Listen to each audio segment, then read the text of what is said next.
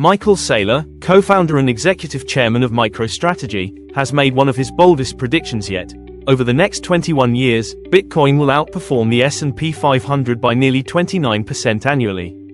Speaking in a recent crypto-focused podcast, Saylor described Bitcoin not as a mere asset but as digital capital, a new form of wealth storage that he believes will reshape how global markets operate.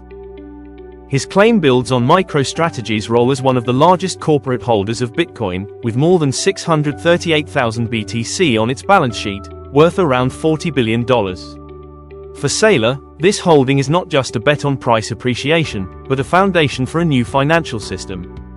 He argued that Bitcoin's fixed supply of 21 million coins and decentralized engineering set it apart from traditional assets that suffer from inflation, central bank interventions, or government manipulation. In his view, this makes Bitcoin uniquely suited to function as long-term collateral and eventually as the backbone for entirely new credit markets.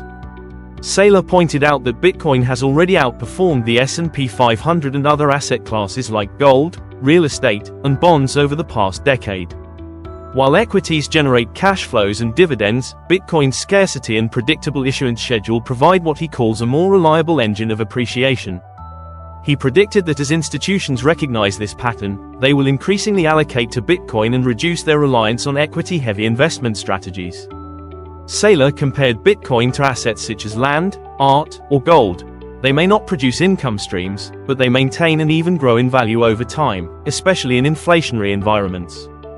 In his forecast, Bitcoin is on track to become the preferred store of value for large institutional investors, gradually replacing traditional benchmarks as the ultimate wealth reserve.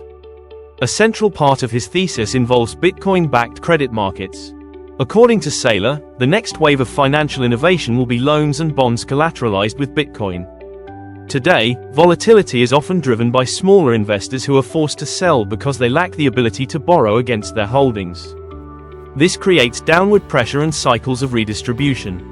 In the future, however, institutional frameworks could allow Bitcoin holders to unlock liquidity without selling, similar to how governments issue bonds backed by tax revenues or how homeowners borrow against property. This would reduce volatility, support more predictable growth, and allow the development of entirely new classes of digital debt instruments. He envisions Bitcoin becoming the foundation for long-duration credit markets that are more stable than those relying on depreciating fiat currencies. Saylor also noted that MicroStrategy itself is now eligible for inclusion in the S&P 500 index after achieving consistent profitability and benefiting from accounting rule changes that allow Bitcoin to be marked at fair value. If the company were admitted, it would represent a symbolic milestone, a Bitcoin-heavy corporation standing alongside Apple, Microsoft, and other icons of traditional finance. For Saylor, this potential inclusion signals that corporate Bitcoin adoption is no longer speculative fringe behavior, but a sign of structural change in capital markets. Looking ahead, he compared Bitcoin's current stage to the oil industry in the early 20th century, when oil was just beginning to reorganize industrial and financial systems. In his view, Bitcoin is a new form of energy in financial markets, immutable, decentralized, and globally accessible. Over time, he believes broader adoption will define new financial structures, with Bitcoin at their core.